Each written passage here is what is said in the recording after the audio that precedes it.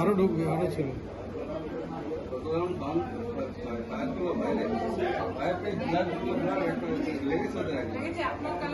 কম্পিউটারে করে দিয়েছে 7-8 জন ছিল, বললাম 7-8 জন ছিল। বাইরের লোকরা এসে দেখছিল এখানে, তারাই ইনফর্ম করেছে মনে হয়। ওরা বুঝতে পেরেছে ব্যাপারটা কিছু হয়েছে। পুলিশের পায়ে মেরে পায়ে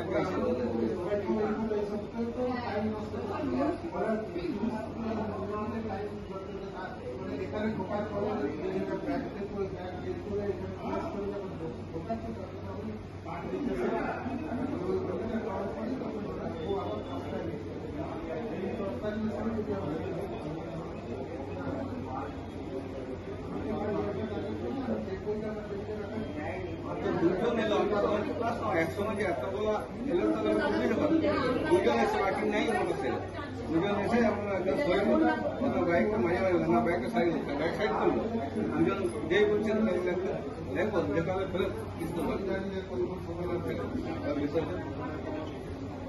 তারপর আরো 6 জন দুজন এসছে একসঙ্গে হেলমেটটা তো পরে হাতে আগ্নেয়াস্ত্র, পরপর 6-7 জন সশস্ত্র ডাকাত রানীগঞ্জের একটি সোনার দোকানে ঢুকে লুটপাট চালায়। এদের অনেকেই মাথায় হেলমেট পড়েছিল। পুলিশের সাথে গুলি বিনিময়ের পরেও দুটি বাইক নিয়ে চম্পট দেয় দুষ্কৃতীরা। কিন্তু এরা কারা? সূত্র মারফত জানা যাচ্ছে এরা ঝাড়খণ্ডের ধানবাদের কুখ্যাত এক ডাকাত দলের কাজ এটি।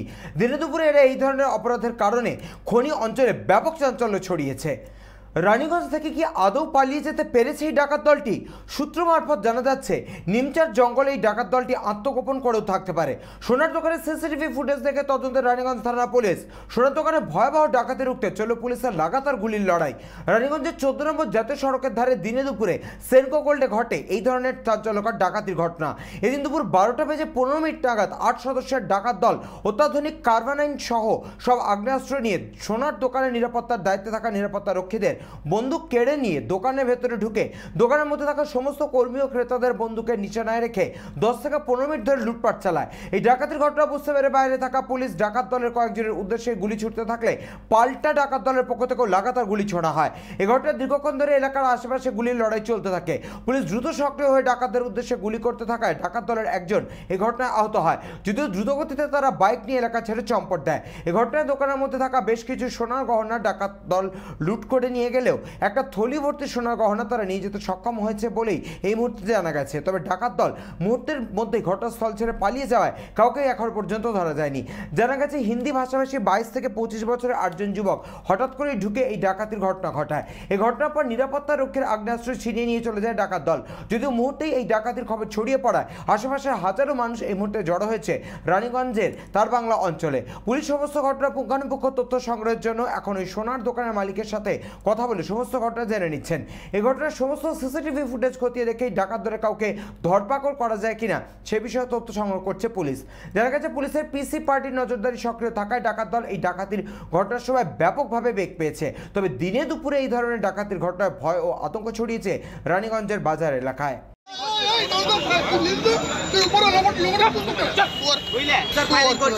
অফিসার মারে বহুত জোর ফায়ারিং করে, অনেক ফায়ারিং করেছে অফিসার। ওরা এদিকে ফায়ারিং করেছে, এদিকে পেট্রোল পাম্প হয়ে ওদিকে বেরালো। 7 জন ছিল, ইয়ার বন্দুক বি কেড়ে নিয়েছিল, তারপর চলে গেছে। 7 জনে কি গুলি করছিল? হ্যাঁ 7 জন রাউন্ড গুলি করেছে, অনেক রাউন্ড গুলি করেছে। অফিসার বি অনেক রাউন্ড গুলি করেছে। আর লেগেছে নাকি? না, একজন আগে লেগেছে। পুলিশ ছিল? পুলিশ? হ্যাঁ পুলিশ ছিল। যে পুলিশের সঙ্গে গুলি চালাচালি হয়েছে? হ্যাঁ অনেক পুলিশ গুলি চালাচালি হয়েছে। Bureau report, channel 24/7।